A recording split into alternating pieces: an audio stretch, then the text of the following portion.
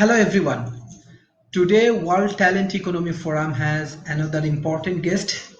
She is a creative. She knows the beauty of the nature and she can understand human intelligence and she exploring the world with her creative work and creative activities. She is Ali Rice. Hello ma'am, how are you? Hi, Sharif, how are you? And hi to the Yeah. audience too. Yes. Everybody okay? So can you please introduce yourself with our audience? Yes, I can. I'm Ali. I was trained as an artist. I set my own business up back in 1990 after I graduated. So I'm a self-starter. At the time, there was an enterprise allowance scheme. So you were funded for the first 18 months. And the Prince's Trust, the Prince of Wales, the Prince's Trust also supported my business as well. So the business has been going for 30 years. Mhm. Yes, ma'am. This is very interesting. Ma'am, actually, you have a lot of creative activities and projects.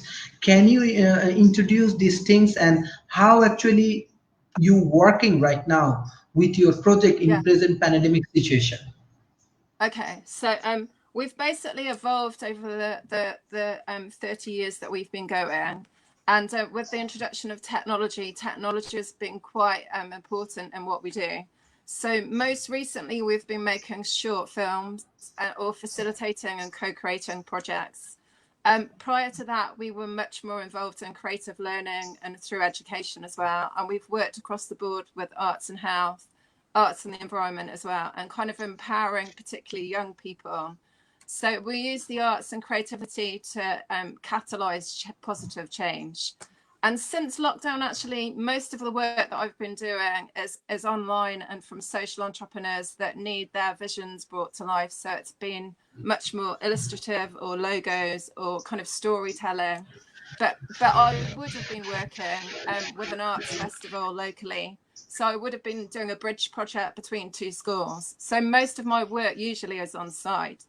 So yeah, in the COVID crisis, I've had to pivot everything and do all of my services and work online. So I think most of us have had to try and pivot and change. So yeah. Yes.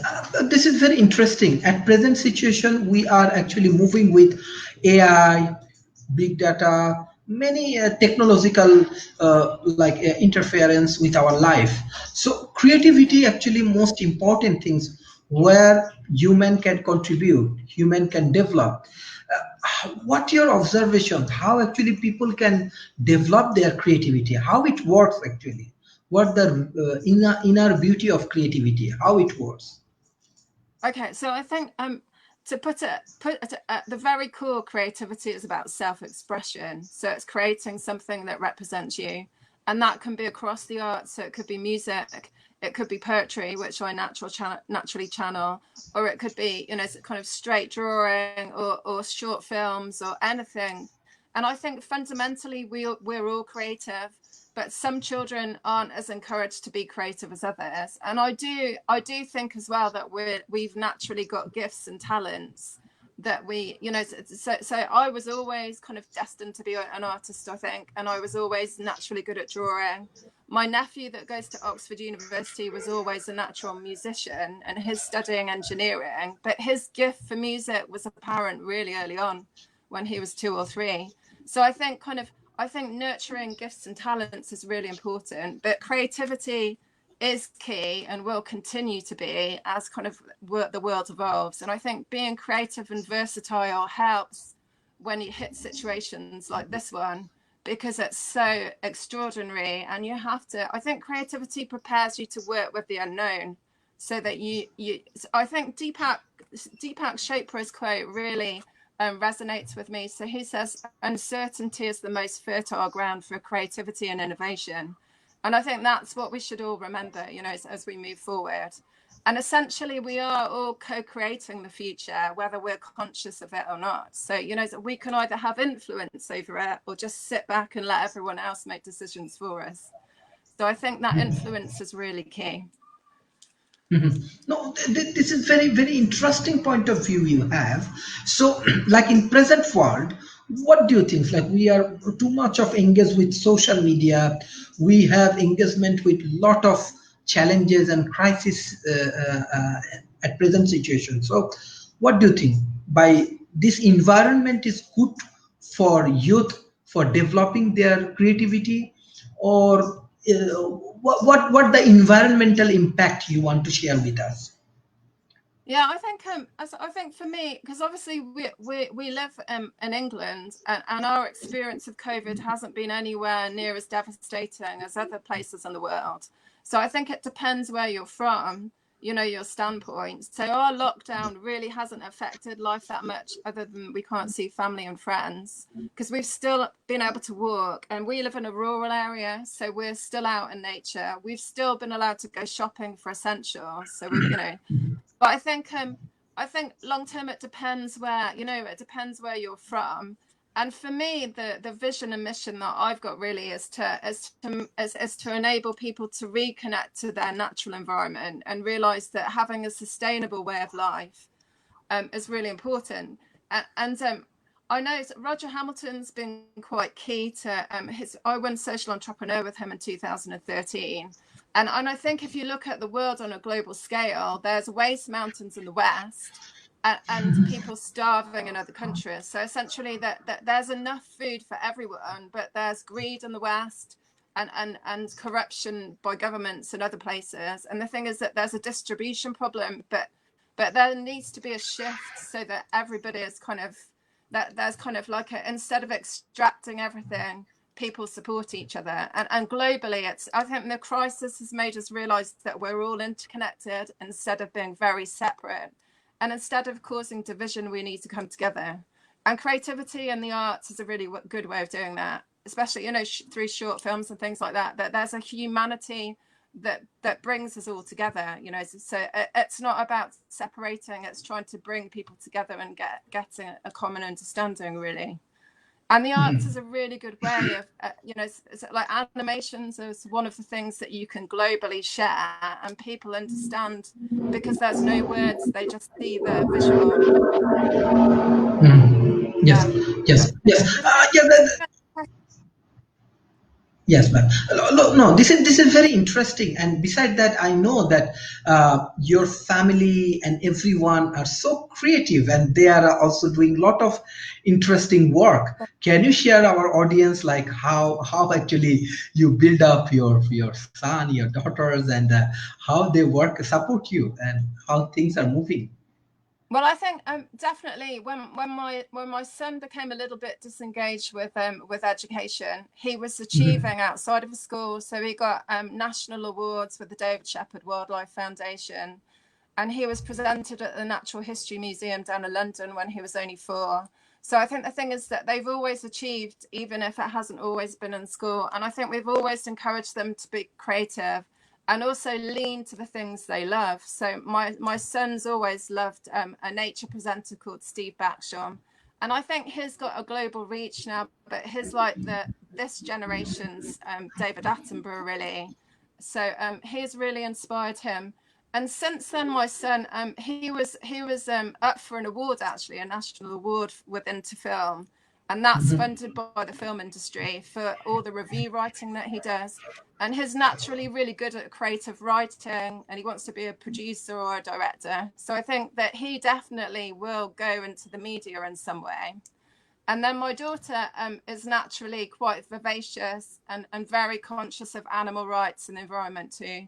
And she's a natural on screen. So I think that if you watch them actually since lockdown, they naturally spend their time with their friends making short films or co-collaborating anyway. So I think harnessing that kind of energy and making it count is really important. So on the 25th, actually, of this month, Ridley Scott's running a big program so that people make short films across the world, and then he's selecting individual pieces to make a composite. So we're preparing to do that between us as well. So I think it's life in a day, but it's supposed to represent the world across, you know, across the globe as well. So I think it's something that anyone that's listening to this can be part of too. So it's just filming short films in a day, just demonstrating what's happening and, you know, what kind of perspective you want to share. So it's quite cool. Yes, Yeah. no, this is very interesting. I just want to know, let's say, European culture. Let's say, I Yeah. know that you have experience with Asian cultures and different cultures. So, how you want to explain European culture with our audience as you are working with creativity, designing, and many more sophisticated job? Yeah, because I think, to be honest, I think because I spent 10 years working in California as well, and I was running arts and creative programs over there and outdoor programs too. And I would say that there's more similarity between the States and England, and Europe's very individual depending on what country you're from.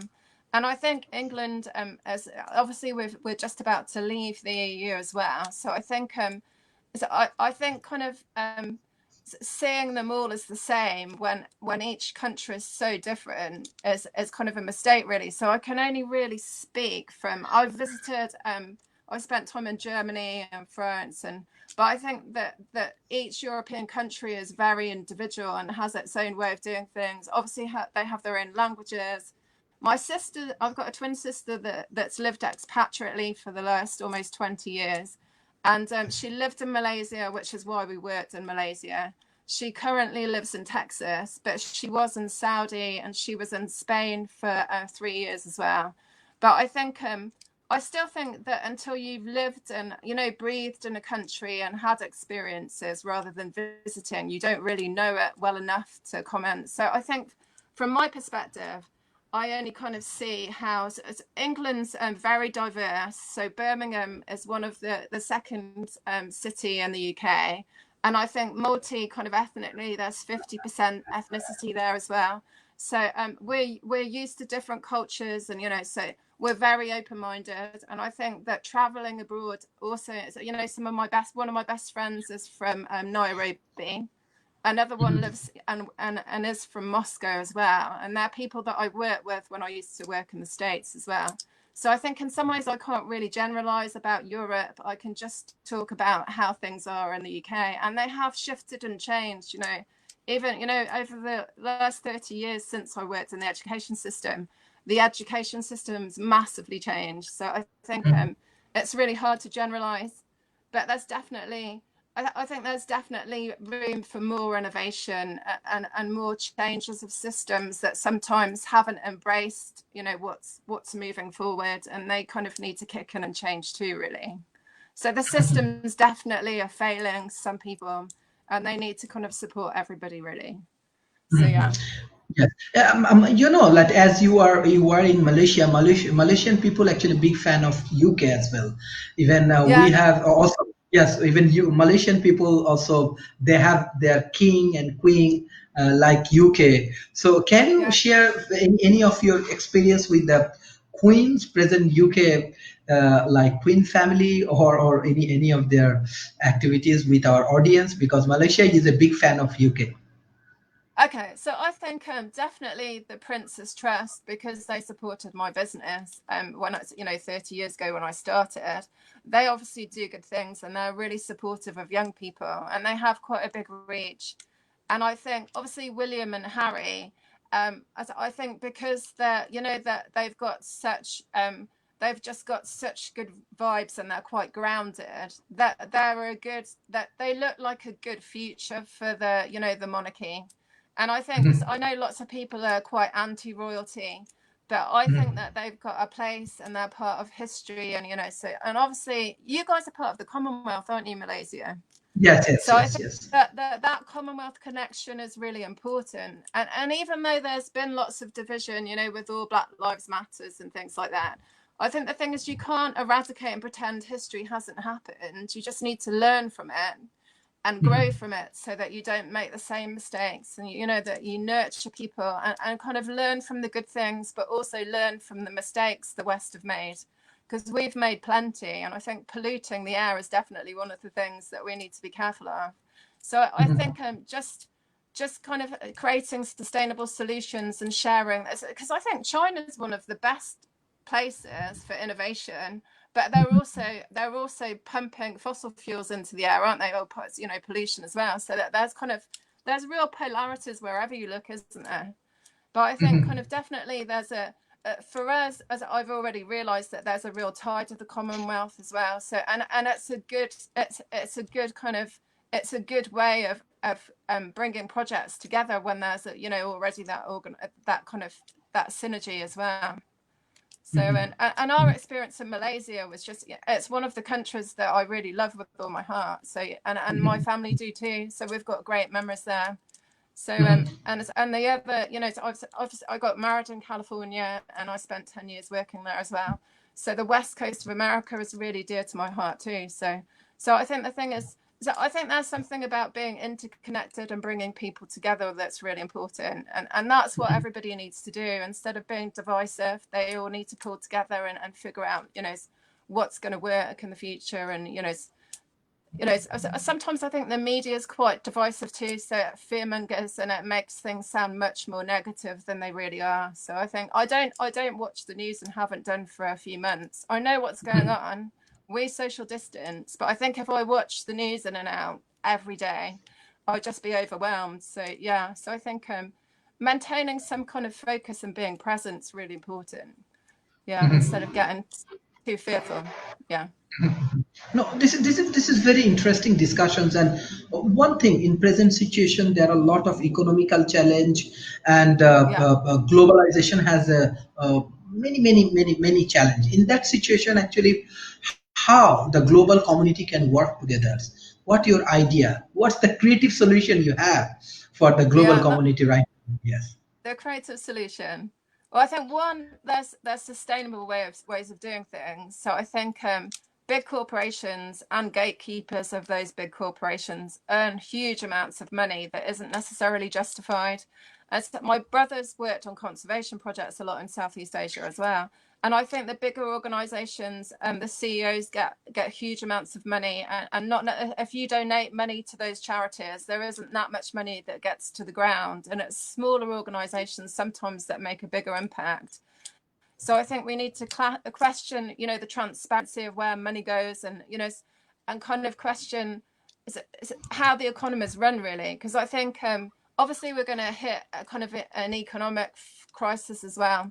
But I think what lockdowns taught us is the real wealth that we've got is our health, and the people that really matter are the people that do clean, the people that have sustained us through the COVID crisis are the people that can actually do fundamental things for us. So I think long term there's going to be massive changes, but I think the thing is that we need to look at it as a positive, because probably the systems that are going to break are ones that were breaking anyway, so that it's kind of pushed it to its limit really. So and I strongly believe that the ecology of the planet and what we do with the planet is much more important than the economy, because the economy is really a construct, but the ecology of the planet is something that we can't replace.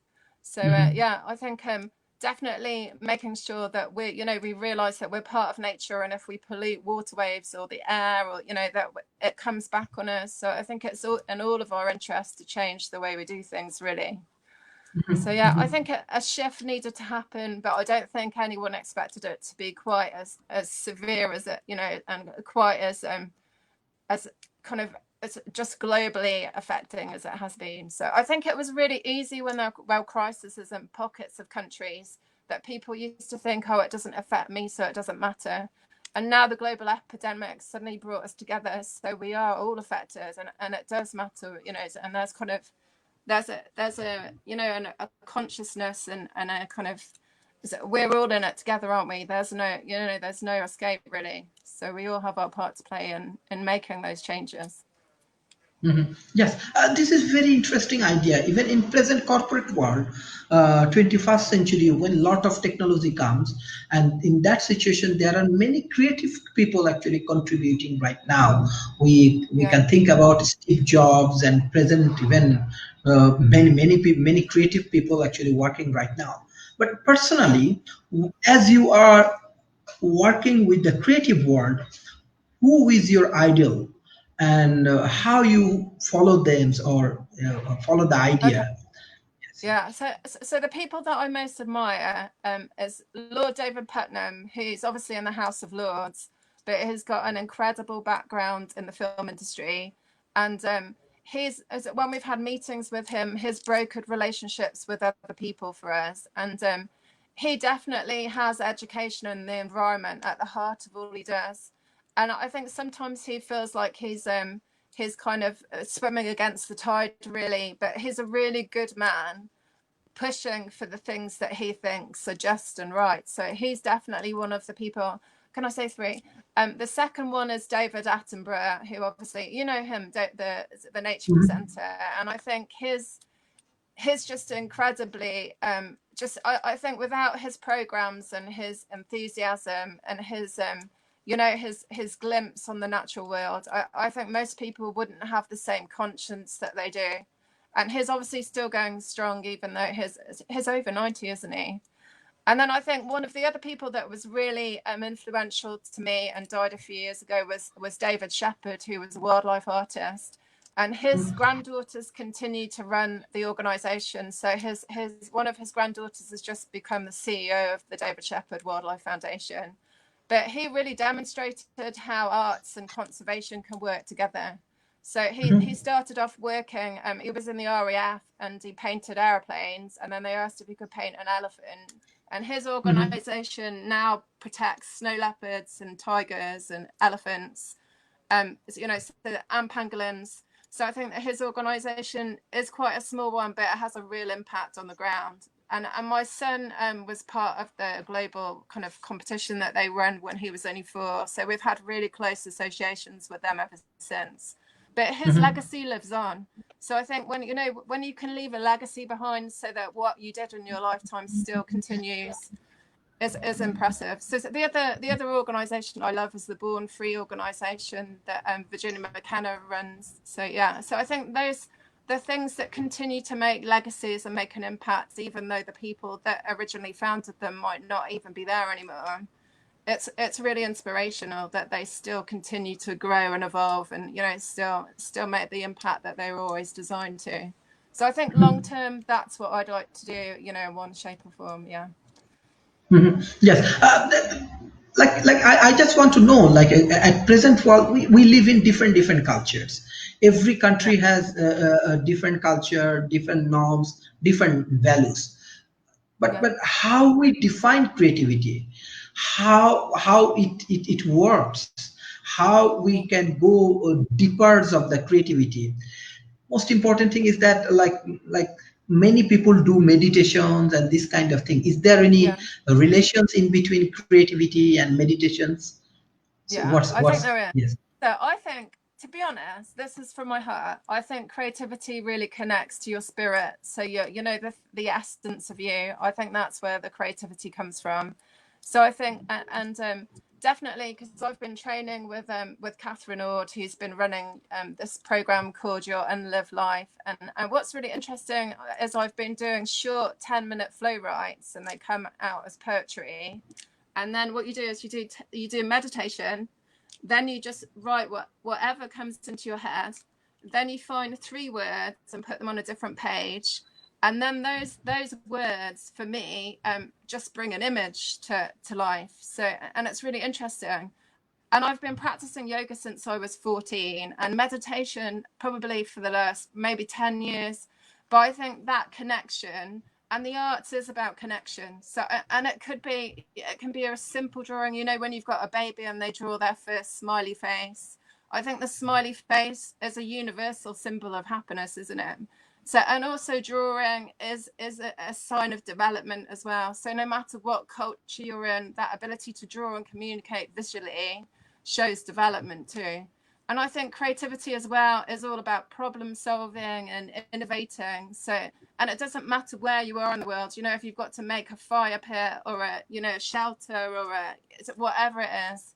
And I think in the West, sometimes we've forgotten our creativity and we need to bring it right back. So I think the thing is that it's, because when I worked in the States, we used to live and work in the wilderness. So we used to camp and have overnights. We used to make our own fires. We used to cook our own food. So I think the thing is that being self-sufficient and sustainable.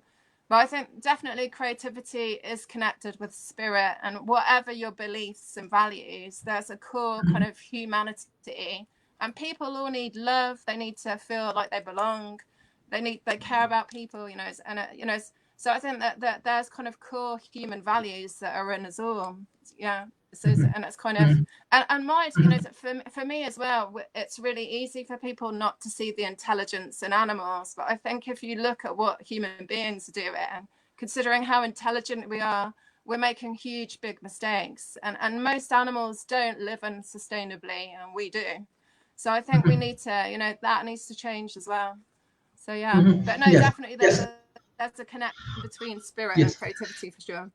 Yes, as a HR expert, human resource expert, I saw many people has creativity, many people has productivity, but they cannot Yeah, explore. They do not get a good environment, good support, and that's why they yeah, cannot explore properly. So yeah. how this kind of people, underprivileged people, they can come to frontline and they explore their creativity and they explore their productivity with the global community. What the advice you have? Yeah, because I think that's a really it's a really good question, and I think so one of the things that I've realized actually is that until you're out of survival mode, so that life doesn't mean that you've got to keep trying to find food or money or so until you move out of the survival mode, it's easy um to kind of accept life and not realize there's more to it. And I think in the West we're lucky. So so most provisions are there for us. So we're kind of we're enabled to be more creative. But I think it's not true of everyone. And it's, even in England, people people that pay their bills, all the bills they have. They struggle financially because they can't put food on the table. So that's even in the 21st century, there's food banks because they don't have enough money to cover everything. So I think the thing is that even though the West has got this perspective, perception that everything's okay, there's lots of pockets of deprivation here, but the deprivation here isn't equivalent to like Africa and the or India and the slums, so it's not true poverty, but it's poverty enough not to to struggle. So I think but I think so I just think that there's a way forward if you kind of creative enough to think through it and try, and so it's almost like problem solving. And I think for some reason that the universe provides opportunity for you to figure out the way through if you're responsive to it. So I think that there's kind of there's an intelligence that you can kind of connect with that helps you through. So it provides you the opportunities that otherwise you don't see. So I know it Mhm, sounds a bit woo-woo, but that's, for me, definitely this year's aligned everything together, even though it's been so weird. So, and it's culminated all the experiences that I've had and all the the network that I've got, and and my life's definitely been a juggle between parenthood and running my own mhm. business. So I've kept, my children have been my priority, and they're both secondary age now, so it feels like I've got more time to devote just to what I need to do as well now, because they're much more independent than they were. Yes, yeah, this is very good idea. Beside that, you are a very good mother, and most importantly, you grow your children with creativity and these things. Even Yeah, I know many families from Asia, like yeah, many parents. So how they grow their children in a creative way, and they can nurture their children creativity. yeah. How do they do that best? I think it's because definitely with us, they've always leaned to doing the things that they love. So they love being outdoors, they love writing, um, you know, and just to express it. My daughter is a dancer as well, so she loves to dance. So I think any kind of anything I think ever since they were little, we've always encouraged them to do what they love. So I think Mhm, understanding what their passions are really key. And I think your passions are there for a purpose. For me, that there's I honestly think that we're all on a bit of a hero's journey, and we have to figure out what our purpose is. And somehow or other, we all fit into this big puzzle. And once you've figured out your purpose, then you kind of pursue something, and there's kind of a trail of discovery, and not everything works out, but there's definitely a kind of pathway to of promise, and and you meet kind of and align with people that are on a similar journey as well. So I think And definitely, I'm a big believer that you should follow your dreams as well, and that passions are there for a reason.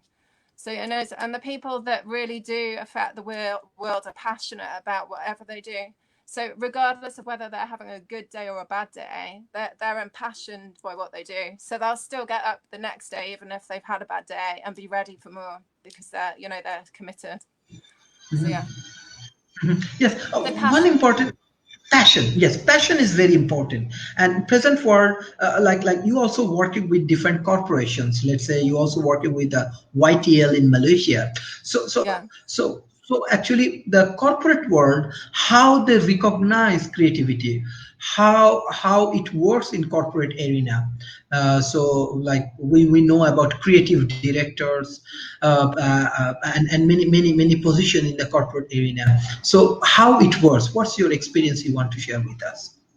Well, I think that there needs to be more crossover between the corporate world and artists and designers, and like young entrepreneurs as well. Because I think there isn't as much bridge between them as there should be, really. And for me, because education was kind of paramount to what I did, I naturally kind of, and I'd always worked in schools doing work experience, and then so when I worked in California, I worked for the Girl Scouts organization, and that was all about creativity but being outdoors as well, so that girls kind of gained self-esteem and they got used to doing things for themselves. And so I think that there's kind of a natural path that I've taken that's kind of gone in an education route. And my mum was a head teacher and an Ofsted inspector, so she was always in education as well. But I know from the Royal Society of Arts and Sir Ken Robinson, and from our own experience, that the education system's really good for academic children, but sometimes it disengages children that aren't naturally academic. And the biggest problem is that their decision on what a child knows is based on what they can write on a piece of paper. And the thing is, if a child's dyslexic, or there's other ways of knowing that can't necessarily be shown on a piece of paper. So I think, and if you look at the entrepreneurs that have made massive impact, like Richard Branson or Jamie Oliver, that they were both failed by school, and their failing enabled them to have such kind of passion and purpose for what they wanted to do, because they wanted to prove themselves. But the education system for both of them let them down because of the dyslexia. So I think, I think it's interesting, but I just think that we need to change the way we measure things. So in primary school here, they do SATs, and your mark on SATs determines which groups you're put in. Sorry, but I think if you're constantly measuring children when they're still learning and decoding, that it sets the people that don't get good grades up for failure before they've even begun. So we need to kind of restructure and reframe how we look, so that we're constantly supporting people to kind of evolve and progress in their own time, instead of kind of distinctly kind of putting achievers on one side and non-achievers on the other. So I think, and we're all different, so we're not all designed to be the same, which is the beauty of diversity, really, is that we're all different and unique, and that's what we should embrace. So it's that uniqueness that makes us special. Yeah, yes, and recent world like startup and this kind of ecosystem, they are also working, and they also need creative branding, creative solutions, Yeah, creative yeah, designing. So yeah, how it definitely. works, and what's the Yeah. experience you have? Also, I think one of the key links actually that I can give anyone that's an entrepreneur of any nature is Genius U, which is run by Roger Hamilton, and that's a big free network of global entrepreneurs, and it's amazing. And it's got a wealth dynamics kind of profiling thing as well, so you discover what one of the profiles you fit. And I'm obviously a creator, so it wasn't difficult for me to figure out that that's what I was going to be. But I think it gives you kind of a roadmap as to how to run your business and what teams you need on board. So obviously people have their strengths and their weaknesses, and I think it's identifying where you need support that's really important as well. And there's really key people in that network that I'm working with at the moment. So Darius, I can't remember his surname, but I'll put a link. He runs a great kind of thing to develop your brand story too. And that's kind of keyed in. So I think looking at your journey or your aspirations and seeing why you do what you do is really important. So kind of establishing your why first is critical, and then kind of expanding your network and not being afraid to approach people that are already doing what you do, that are, you know, it's like decades ahead of you. So most people that do achieve and have done well are happy to embrace you, you know, and support you on your way or give you advice as opposed to it. So I think it's reaching out and not being afraid. So being quite fearless, actually, if you're a self-starter, it's really about kind of pushing to where you need to go and identifying where similar people are that are ahead of you, that have made achievements or the kind of achievements that you want to make too. Yes, this is very nice discussion, and from the beginning, you just want to share that one of the issues, creative education systems, and in education systems, we can like impose creativity, and like how it works. What's your advice about the creativity in education system?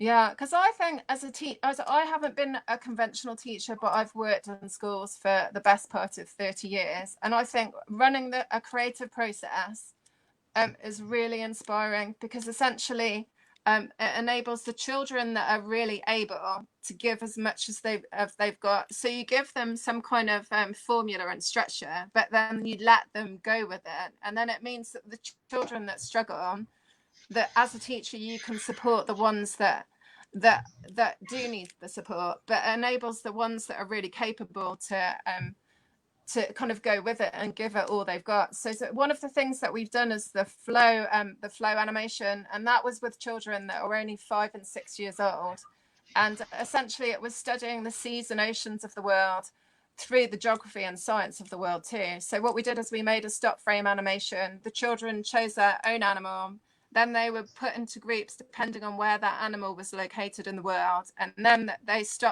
did their own research, so they had like 3 questions, so fascinating facts about their animal, what they ate and where they were from.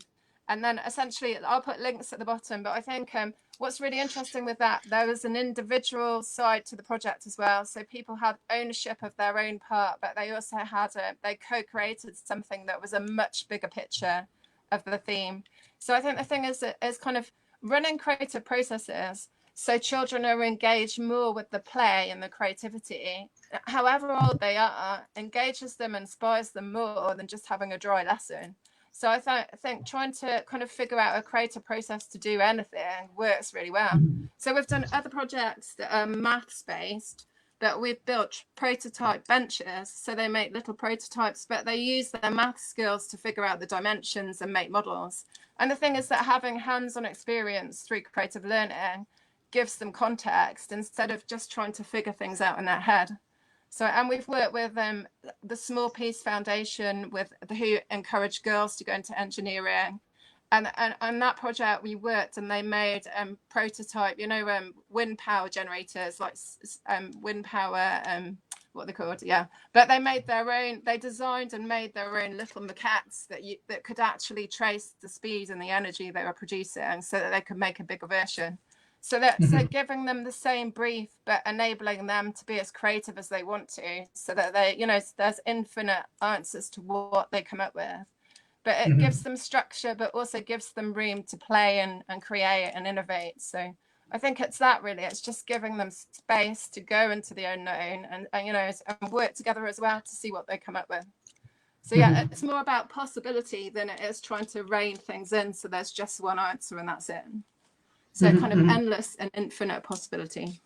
This is very interesting. And beside that, I just want to know what's the beautiful cultures from UK you want to share with us? What are the cultural things you have? Okay, so culturally, I would say that one of the drawbacks with English people is they tend to be quite reserved, or they were. But once you get to know them, they're probably the most faithful, loyal friends you could ever have. And I think definitely our culture's become much more Americanized. So if you look at my children, as I think this generation are much more positive and much more outgoing, which is a good thing. I think we've got really established, the arts and a lot of industries. Because I live near Chipping Campden, and the Cotswold area is where it was the heart of the arts and crafts movement as well. So we've got amazing history. And I've been since lockdown, actually. I've been part of a group that shows William Morris's work. So he was a designer, but he was involved in publishing books, and he was politically active. And so I think the thing is that there's huge amounts of history here, and until you research it, you don't even realize how strong it is, and how the spirit of it's still here. The architecture locally to us is just gorgeous, and I think the diversity of the UK as well is amazing. So obviously Scotland's right at the top, and it's really stunning. So and I think we've got really beautiful places that are on the doorstep relatively. But Mhm. and so I think England's as diverse as any other country. I'm quite I love being in nature, so I prefer rural areas. But I think if you look at our rural areas, most of them are agricultural as well. So there's ancient woodlands some places, but most of our countryside is hedges and fields, and like a patchwork quilt of. So yeah, so Mhm. there's a real beauty. I think everyone's much more embracing now, and kind of I think our diet and palates change. So we have beautiful food because it's come from abroad, and we've kind of got traditional food too, but we're much more adventurous as a culture than we ever were. So Mhm. yeah, and I think I think it's good to be British, but I think because my nephews have lived abroad, and are in Texas at the moment, and sometimes it's better to kind of embrace your kind of nationality and where you're from and where your roots are. But I think to see yourself as a global citizen, so that you kind of reach out to people and you're part of a bigger whole, is really important too. And my Mhm. best experiences were traveling. So I've literally gone all the way around the world and come back home. So yeah, and Mhm. and there's nothing better than seeing the world for yourself and seeing the way different cultures. So I think it's Mhm. and it makes you appreciate what you've got at home, but also appreciate the world in a different way. So yeah, it's Mhm. really exciting. And I think technology is fantastic because it means that you can stay close to friends that live thousands of miles, that you haven't seen for years, but you can still have a virtual conversation like this. So yeah, Mhm. Mhm. so Yes, yeah, this is nice discussions. And one important thing in present world, like family values. Family yeah, values is very important. You have a yeah. beautiful family, as well as Yeah, in present world we saw some of the issues that people say, oh, I do not like family. It's a burden. It's a problem. I love to live single. But on the other hand, I find very beautiful family from you. So yeah, how it works, how we will be happy in our family life. What's the positive things you want to share with our audience? yeah. Well, because Jason and I met each other when he was 23 and I was 26, and we didn't get married until 2003. And then I had my son when I was 38 and my daughter when I was 40. So essentially, I spent a lot of time traveling and being quite free spirited and doing things for myself. So the thing is that I got lots of free time to kind of be me, and kind of network and have fun. And so I think that I didn't settle down until late. And then Jason was a commercial artist trained as well. So we kind of met each other and traveled together, and we just loved the same things. So in the end, we were able to work together. So he became a partner in the business. But I think once you have children, obviously, well, for me, I think that they take priority, and then your world's kind of pretty much devoted to them and how they do as well. So obviously, their foundation's really important. And I think just nurturing them as individuals, as well as because we've got a boy and a girl. So I think nurturing them as an individual, so that you recognize quite early that they're a small person, not a child, so that you don't patronize them, that you kind of encourage them to talk and be part of what you do. So and I think for us, it just opens a new dimension that's just amazing. And I think because I'd worked in education, it's not until you have your own child and they're under 5 that you realize how capable they are. So I think that kind of understanding of development and just how much they take in. So I think ultimately it is a big responsibility. And I think the thing is that your children, they're still your children when they're grown up, and and I think our responsibility really is to equip them so that they've got wings to fly, but they kind of, that they've got a sense of purpose and they treat people kindly, and so that they're engaging and that that they fit in the world and are confident to be them too. So I think but it has been, continues to be an extraordinary journey, and to be honest, every day I look at my children and I can't believe just how beautiful they are. They're captivating, they never cease to surprise us, and they're constantly changing, but they're dynamic and a perfect self-expression of all they can be, really. So I love their confidence and their potential to grow. So so it is like watering, having a seed and then constantly watering it and make sure it's safe and nurtured, and letting it do its own thing as well, letting them be free so that they can make choices as well. No, this is very inspirational comments from you, and I find you are very dedicated with your work. So at present world, let's say we are moving with the different uh, mm, objective, different issues, and we are very fast for with our social improvement, with our civilizations improvement and many things. Suddenly this COVID-19 comes, and now we everybody is stuck down. We do not know what to do. Yeah. How do you feel? How do you feel in these situations? And what your observations? What will happen next 3 to 5 years for our Yeah. economy, for our Yeah. globalization? What your observation? Well, I think short term, definitely the COVID crisis for me has pushed me into a corner, and I've discovered possibilities that were always there, but I never thought of. So pivoting business online and learning online and running programs online is something that I never would have thought of doing before. So everything was much more site based. So it's actually made me realize that I can work from home in a productive way and still do everything that I need to do without going on site all the time. So in some ways there's a positivity that's come.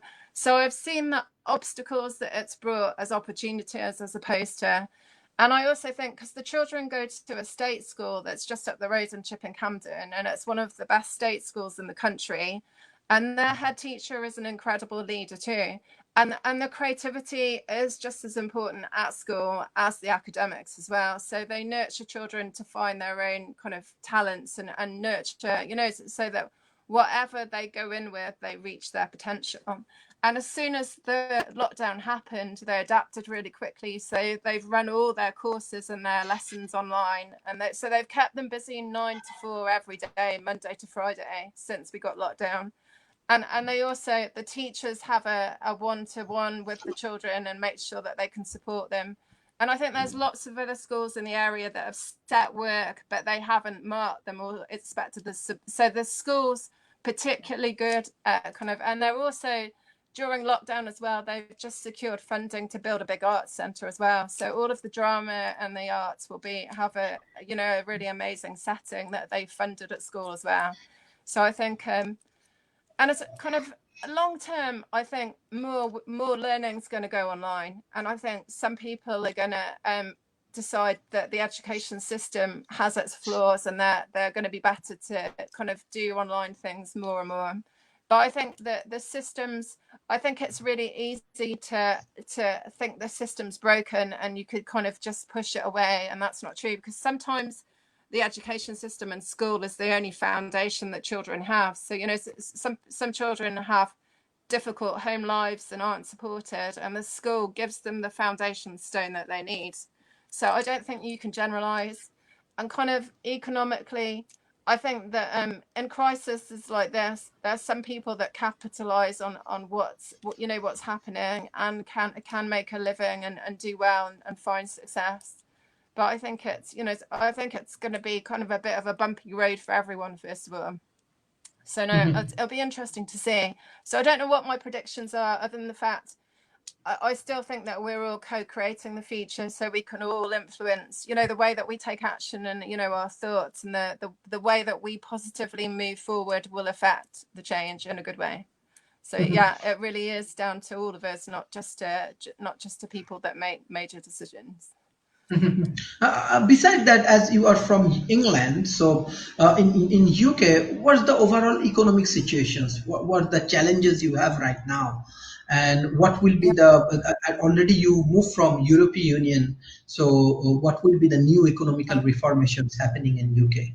Yeah, I don't, because I think that lots of people have been furloughed so that they're not working, but the 80% of their salary is being paid by the government as well. So that it's been sustained in the short term, but long term, because we live in an area that's quite tourist orientated as well. My husband works for a local hotel as well. So I think, and they're still not open. So and still until this tourist industry kind of kicks back in, which is probably the same for Malaysia too.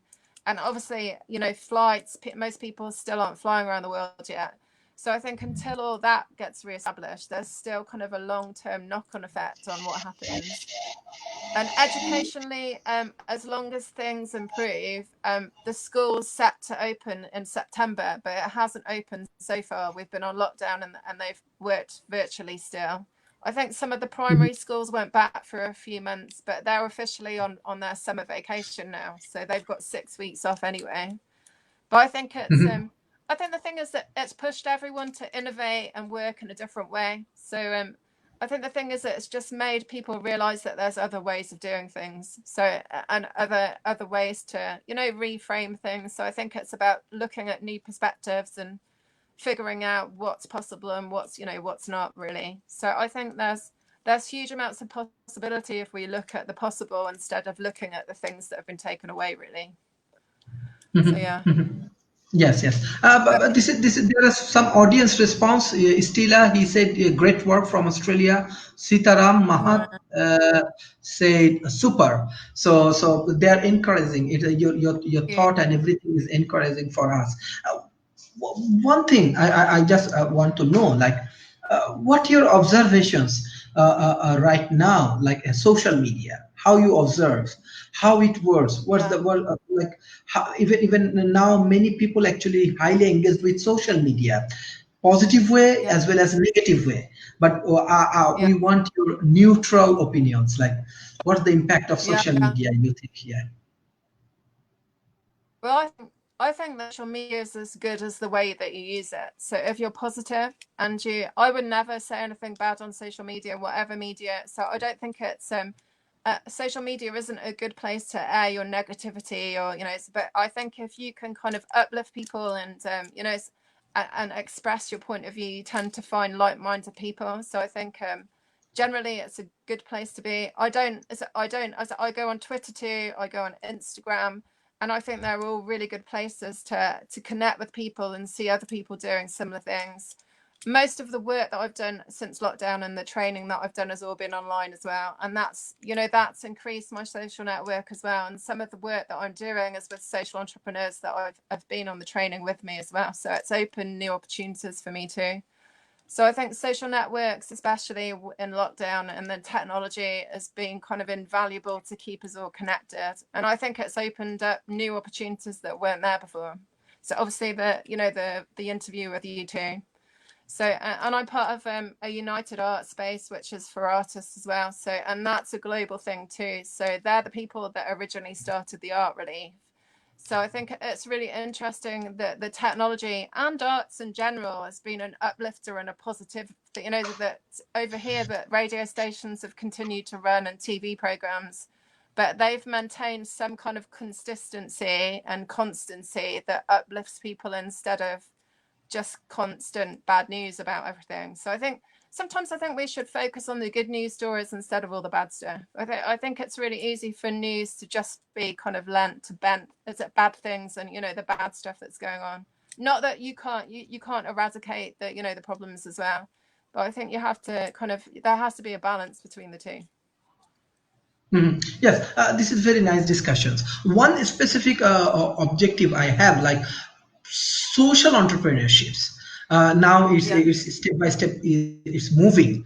What the yeah, idea you want to share with us on social entrepreneurships? Even your business and yeah, everything is kind of yeah, yeah, yeah, social entrepreneurships and these things. yeah. Yeah. I think essentially, because I've always provided a service, and I think essentially if your service has a positive impact, and ours always has on environment, on education, and just bringing, when we work with children, that it raises their self-esteem, it transfers skills, it sustainably, and it sustainably produces those skills that so they can use them when you're not there, embeds them into school. So I think it's, providing, being on purpose and being passionate about what you do, but making sure that when you leave that you've made an impact so those skills can evolve. And if you inspire just one person in one day, it's kind of worth doing what you do, really. So I think if you're a social entrepreneur, and what you do has real meaning core to whatever you do, I think the thing is that there's a self-fulfilling, that it's kind of gonna go further than just being in situ. So I think and the social entrepreneurs, the connections that are on Genius U as well, it's really interesting to see, the kind of the broad range of things that people are doing, and even now the way people are innovating to kind of change things, and kind of support people that maybe are kind of being affected by the kind of mental health of what COVID's brought, or that. So I think I just think having a positive impact through the service you provide is really important, and kind of gives it a new level that's that money can't buy, really. So it's it's much more rewarding if you know that you've made a difference to somebody. So yeah. Beside that, like how you want to interconnect family, society, technology, and the creative thought. How we can Yeah. interconnect each other. Yes. Yeah, I think because I think essentially I want to, because I'm part of quite a big educators forum and network since lockdown happened, and I think fundamentally before a child goes to school, it has an experience at home, and I think those home experiences vary as well. So some children are supported, some children are not. Some parents don't know how to support their children, and so I think the foundation stone from from where you start before you even go to school is very different. And I think schools have to, if so I know, because I was part of, so I'm a founding ambassador for World Merit, which is another organisation, and this happened, I'm trying to think, it's about 7 or 8 years ago. But then, even in England, there was only 1 in 3 children under 5 that had access to books at home. So even in England, reading's a really important skill. And obviously, if children get exposed to books and learn to read before they go to school, then they're kind of a step ahead of everyone else, because they can read everything. And so I think the thing is that definitely the foundation at home makes a difference. And then school usually has to work with children and see where they're at before they move them forward. So I think it's and I do think it's obviously foundation stones are different for different people, and so you can't really individualize it, other than the fact that kind of just engaging with children and making sure that they know that they're worthwhile no matter where they are and where they're at. So it's really interesting, actually, because one of the women runs a heroes intelligence, kind of, it's like a learning tool that she uses for behavior for children that are in reception or the early years. And what she talks about is the powers that animals have. So she says, what's the special power that a fish has got? And it's to swim. What's the special power that a bird has got? And it's to fly. And what she tries to do is get children to figure out what their particular special power is, and what their, so I think really connecting to them as an individual really early on is really important, instead of just whitewashing everybody so that they're all the same. So I think it's just making them feel important, and so that they kind of put their best foot forward, and they want to learn, and they're open and engaged, really. So I think that's where it positively starts, and then it kind of grows from there. Did I So, answer my what? question? Yes, yes. What's your last message for creative world? Because yes. Okay. So I think my last message is that you've got to remember that uncertainty is the most fertile ground for creativity and innovation.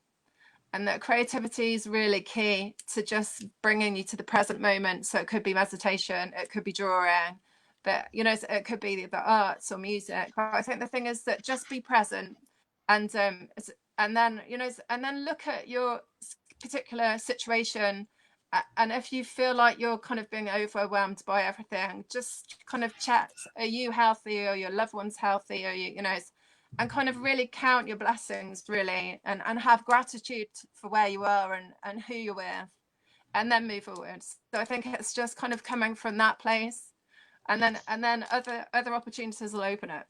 So yeah. Mhm. Yes. So Yes. just see how you were. Yes.